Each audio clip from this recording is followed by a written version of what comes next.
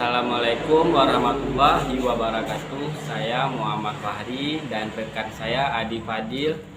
Kami mahasiswa manajemen keuangan syariah ingin menjelaskan sedikit tentang dasar-dasar pendanaan, yaitu memerlukan uang untuk menjalankan rencana, termasuk berinvestasi dalam membangun produk, memperkerjakan orang yang tepat, dan mengoptimalkan usaha pemasaran. Semua langkah ini membutuhkan uang. Mengumpulkan uang adalah sebuah proses. Mengumpulkan uang seringkali merupakan proses yang sulit dan menyakitkan, bahkan untuk startup terbaik, tetapi ketekunan dan beberapa tips akan membantu Anda mencapai tujuan Anda. Mengapa Anda bahkan perlu mengumpulkan uang? Karena alasannya yaitu dasar memerlukan uang untuk menjalankan rencana. Konsep yang paling dasar di depan investor. Yang pertama adalah likuidasi dengan preferensi likuidasi yang lebih besar. Mendapatkan uang mereka terlebih dahulu. Jika jumlah likuidasi rendah, beberapa pendiri dan atau investor mungkin tidak menerima apapun. Dan yang kedua adalah ekuitas. Ekuitas itu adalah hak pemilik atas aset sebuah perusahaan setelah dikurangi dengan jumlah kewajiban. Padanan arti ekuitas adalah modal.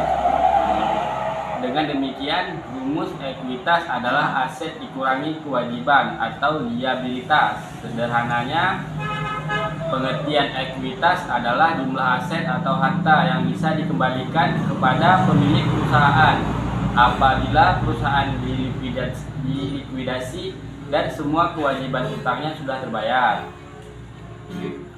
Sementara itu, dikutip dari Pernyataan Standar Akuntansi Keuangan atau PSAK, ekuitas adalah hak residual atas aktiva perusahaan setelah dikurangi semua kewajiban.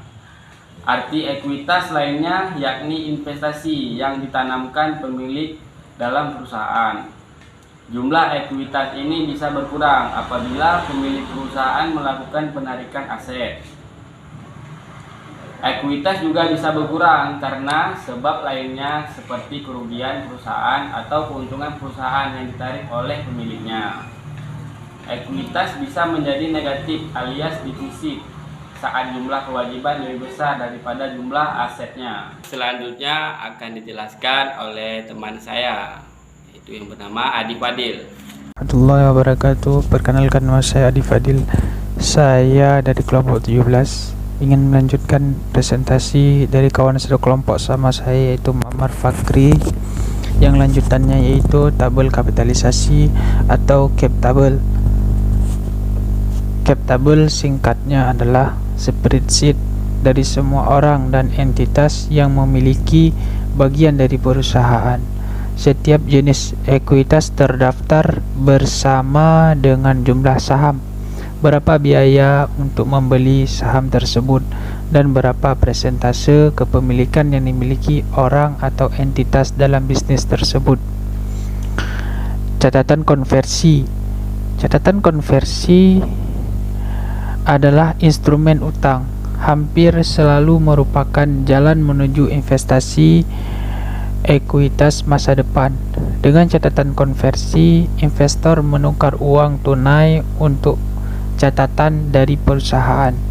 Catatan tersebut umumnya menyatakan bahwa perusahaan akan membayar kembali utang atau akan mengubah utang menjadi ekuitas di perusahaan di masa mendatang. Tujuannya adalah bahwa konversi ini akan terjadi. Biasanya konversi terjadi pada putaran ekuitas berikutnya saat perusahaan ditutup, dan persyaratan Wisel biasanya memberikan diskon pada putaran ekuitas atau batasan penilaian perusahaan nantinya. Dan likuidasi. Likuidasi ketika sebuah perusahaan memiliki jalan keluar di mana pendiri dan investor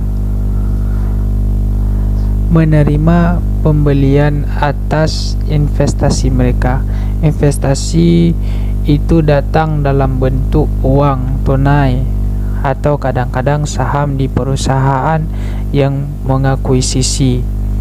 Uang tunai atau saham ini dipertukarkan secara proporsional dengan saham yang dimiliki di perusahaan yang keluar.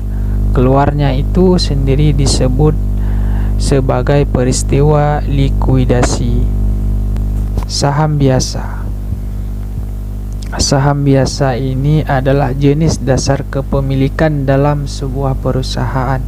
Saham biasa perusahaan seperti namanya umumnya merupakan bentuk saham paling umum di perusahaan manapun. Biasanya jenis saham yang diberikan kepada pendiri opsi untuk saham biasa yaitu opsi untuk membeli saham biasa dengan harga rendah. Biasanya diberikan kepada karyawan. Saham biasa umumnya adalah yang terakhir dalam antrian untuk menerima hasil dari likuidasi perusahaan jika ada hutang atau saham preferen yang terlibat. Saham preferen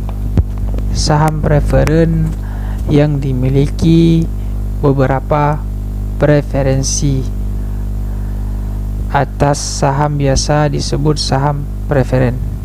Saham preferen dapat memiliki sejumlah keunggulan dibandingkan saham biasa, tetapi dalam putaran pembiayaan, hal utama yang akan menjadi fokus investor adalah preferensi likuidasi atas saham biasa dan hak anti dilusi hak untuk tidak mengurangi kepemilikannya melalui pengeceran dalam putaran pembiayaan berikutnya.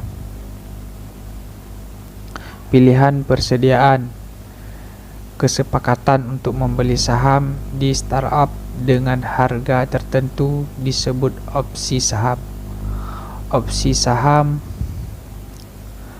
umumnya diberikan selama periode waktu tertentu dan digunakan untuk memberi insentif kepada karyawan.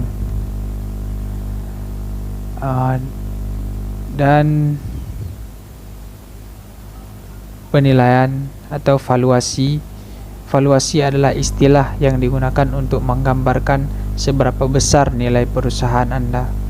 Dalam konteks putaran pembiayaan, Anda akan mendengar investor dan orang lain mengatakan penilaian pra-uang dan penilaian pasca uang.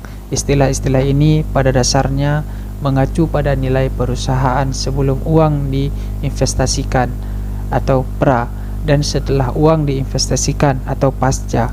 Misalnya, jika perusahaan Anda memiliki penilaian pra-uang sebesar 4 juta USD. Dan investor utama, investor yang memimpin upaya untuk berinvestasi di suatu perusahaan yang dikenal sebagai investor utama. Orang atau firma ini umumnya akan menegosiasikan persyaratan putaran investasi dengan perusahaan dan juga memimpin upaya uji tuntas. Yang selanjutnya, putaran benih. Umumnya putaran pembiayaan pertama untuk startup dikenal sebagai putaran benih.